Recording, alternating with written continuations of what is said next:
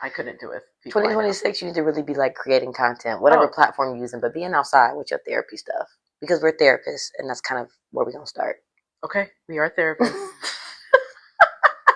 Reality check. Do we do introductions? Is there like a? Yeah, go ahead. Lead us on. Not lead us on. Go. Let's see. My name is Johanna. I am a multitude of things, but I think today I'm going to put on my therapist hat and go from there. But I'm Brittany. Welcome to my corner of the internet. And I feel like my therapist hat is always on. Oh, same. Yes, it is, but you also know how to kind of lean it to the side, like you an ATL, and then put another one on top. I'm not always being a therapist, but I am always being like compassionate and empathetic and actively gauging like, how am I feeling? What is happening? What do I need? What is a therapist? Define. But there are therapists who are not like that. I think that are truly like, I was taught step 1 through 12. Yeah. And now every client, you're going to get step 1 through 12. And I got a license that say I can do this, so here I am. Which there's room for that for people. And I can say that. I think there is the world of therapy I've learned over time.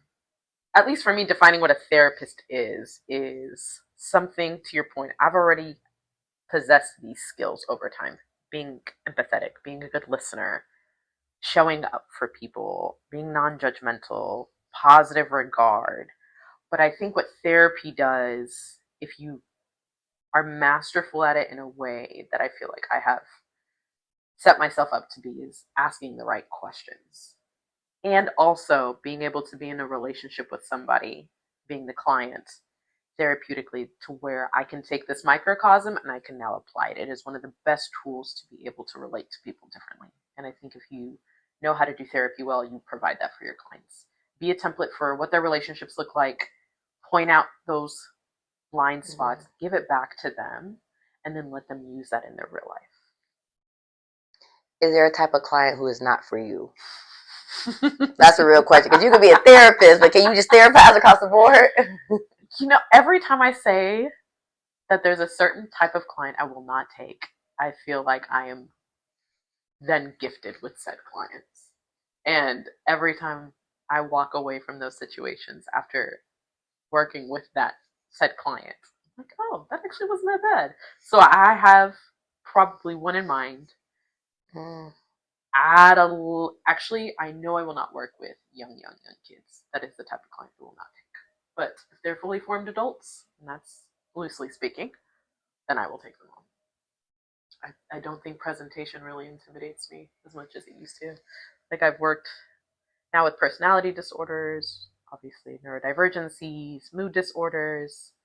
I'm now in the schizophrenic part of the DSM model, and that's an interesting way of learning. And so I'm just kind of all over the place. So I don't really, adult-wise, I don't have enough. Mm-hmm. You?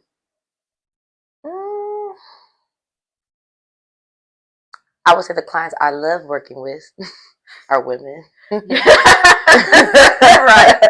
Like that 18 to 25 is my, like, I love that age. I love that stage. And I think as far as like who I wouldn't work with,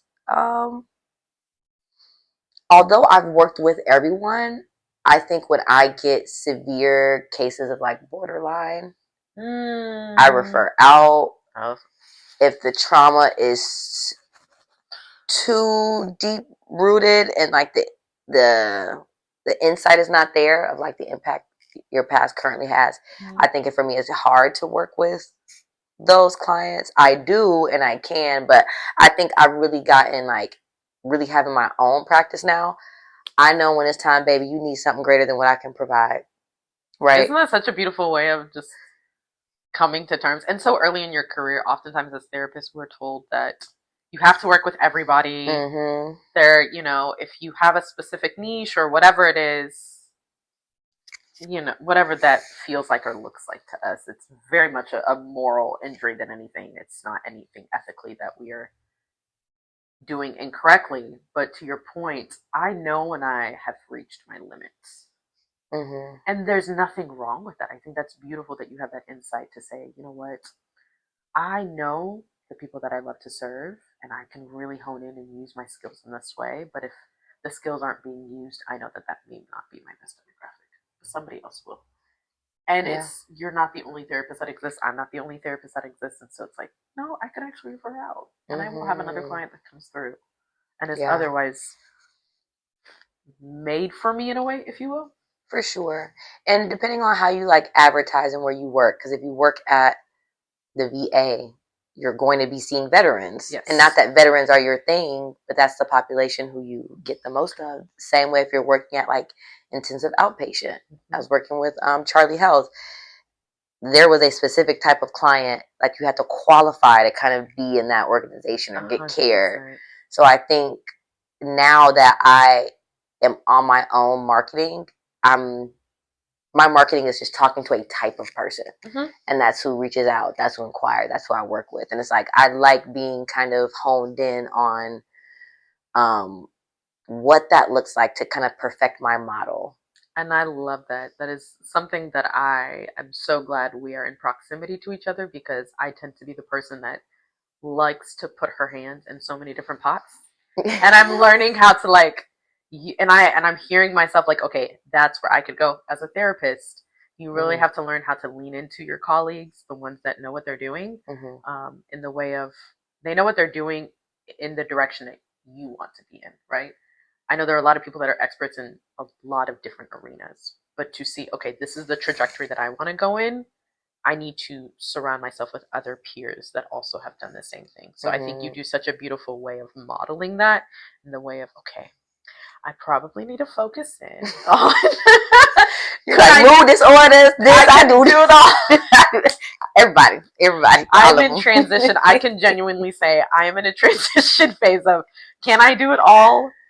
To a degree, yes. However, having choice and also then choosing, it feels like a death to myself if you was like, oh no, I want to do it all. But I think I'm phasing out of doing it all and really honing in. So I needed that phase of being able to figure out what I can do. And now it's not that I can't, it's that I'm choosing to do this.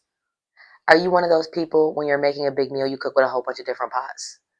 Interestingly enough, I was at one point. Now I learn how to wash as I go, if you will, or not learn, but I've integrated more.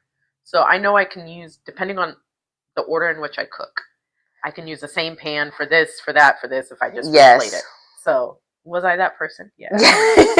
It's giving 6 pots going at once on Olive Burger. But the meal ended up being delicious. Did we have a lot of dishes? And it was cooked at it was finished at the same time. Correct. So how we got there, debatable. What the finished product is, it's a whole different story. Your sentence, a therapist is finish the blank. Because I think that's where we're going to come to an end on this first video. A therapist is, the first thing that comes to mind, a therapist is a conduit. Okay, for the people who don't know what that is. We got some people watching that they need to. This is me in real life, by the way, all the time. So she's just helping me assist for the people in the gap. That girl's in a condo was like, no, son, no, son. That's how I was able to concisely put it. Okay, a therapist is an instrument. A therapist is an instrument. Oh, now you want verbs. Okay, cool. A therapist is an instrument that is utilized for the very specific purpose of somebody discovering who they are. Who they are, what they would like to become, and navigating the difference between who they were and who they are. They are facilitators of change. That's where I go. I think that line itself, facilitators of change. But like, you know, when you go to you can go to foreign places and take like iboga or ayahuasca or different like, you know, mushrooms, psychedelics.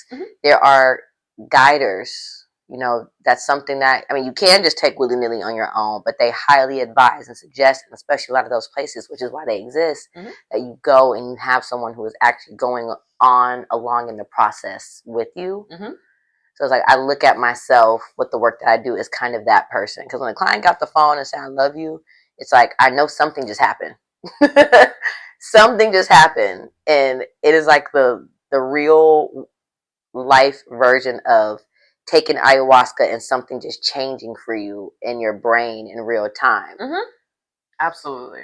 And it's such a beautiful place to be. I don't think I'll ever get tired of this work. Will I switch up and possibly do other things? Yes, but I think therapy in general, being able to have the ability to do that, facilitate that change in real time, and I'm seeing you actually shift paradigms and coming to terms with who you are, that is such a beautiful place. It is an honor every time somebody is willing to do that in front of me. It's a very vulnerable thing. Therapy is challenging. I'm not going to say hard because it's not impossible, but it is challenging. Yeah. And that is us in a nutshell. This is very, because I can't go there. Because if I go there, we will stay there. Go where? Anywhere. True. That's probably our stop to.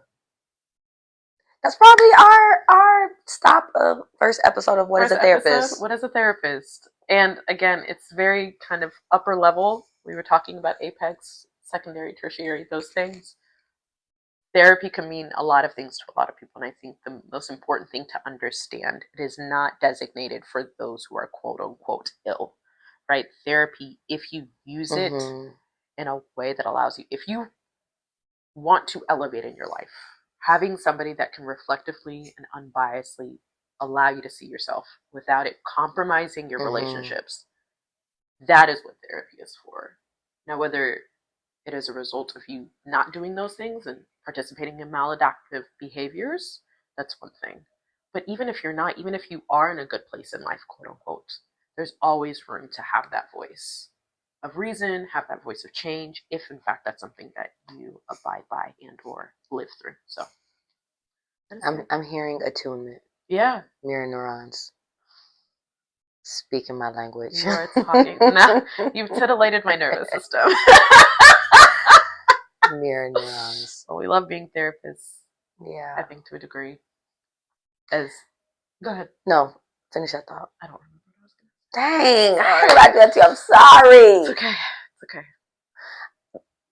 Before I forgot, I wanted to ask, when do you know who is therapy not for? Or when are you maybe not in a place where you should be in therapy? That's a great question. When you feel like you are above having somebody hold you accountable. I think now there's two spaces you can be in. You can be in a maintenance phase, to where you've maintained those changes and you've maintained those behaviors that facilitate a better version of you, and you've done that through whatever level of guidance system that you've decided to do, self-development, like you said, using specific supplements, talking, somatics, whatever. There's that phase of maintenance, and then there's the other phase where life happens and those subconscious behaviors start creeping up again and you think that you're above it. Or there's also the person that has done really well in their life and they don't feel like they need therapy because everything is well, and maybe they find themselves stuck in a rut, or their relationships are not as fulfilling, and or they're successful on paper but they feel lack in their lives, right? That technically doesn't count as somebody who should be in therapy because they have it all together. So if it is, I always do the litmus test of, if I can be reflective with you and you don't get defensive, I think you're in a good place to not have to necessarily need the aid of therapy. And it's not really aid, it's a tool, right? I try to neutralize the language around it being good or bad. It's useful. And if you're in a growth mindset, let's just be very specific, you're always going to look for ways to develop more or to see what your greater potential is, depending on the season that you're in. If you are fixed on being the exact same person that you were from the 5th grade, or from high school, and you're still stuck in those spaces of your life, and you feel like you hit your peak in high school. She said it, y'all. She said it. If that is your only peak in life, and that is the only thing now that you are subscribed to as a version of yourself, you are not ready for therapy yet. You need it the most, but you are not ready. It is until life really hits you and says, hey, this is an outdated version of you. I trust that you can actually grow through this and become a different person, but people want to hold on to familiar, and that's the science part of it and the nurturing piece of it. When I see people like that, who are there under the condition of their partner, where they're under the condition of their job, where they're under the condition of just like people putting pressure on them to show up to therapy, that's when I know when you are not there for yourself, right? In whatever capacity. And then also the second piece of if you're still stuck in 2005, which there's nothing wrong with a Y2K moment. I mean, 2005 was quite the year. It was quite the year. Okay, airbrush shirts. That was like the girth of like just my soul of society. I think I still was so a part of the world Juvenile at that time. was still number one on the radio. You can't. That's an era to me.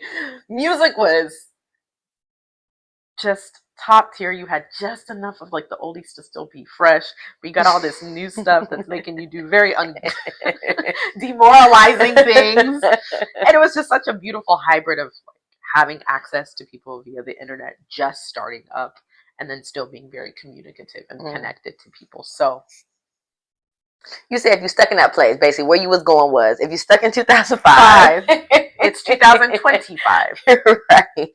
You have permission to grow, and it starts with permission. And a lot of people don't give themselves permission to do things. She said it the best. Welcome to the corner of the internet where shit gets real and we're not holding back. Even if that's you not changing in the last 20 years, there's still a space for you. You are still appreciated, valued. You are worthy. We love you.